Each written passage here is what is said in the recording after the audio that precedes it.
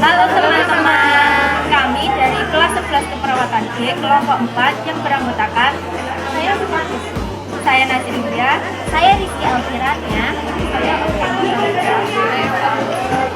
Di sini kami akan mencontohkan cara batuk efektif. Selamat menyaksikan.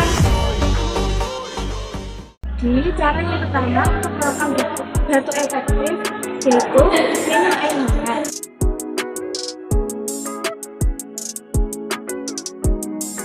Yaitu condongkan badan ke depan.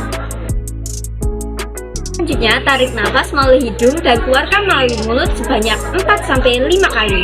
Pada tarikan nafas yang terakhir, nafas ditahan selama 2 detik.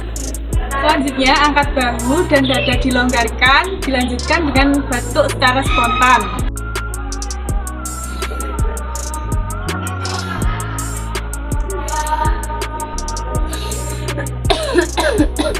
Lalu keluarkan dada dengan cara berikut.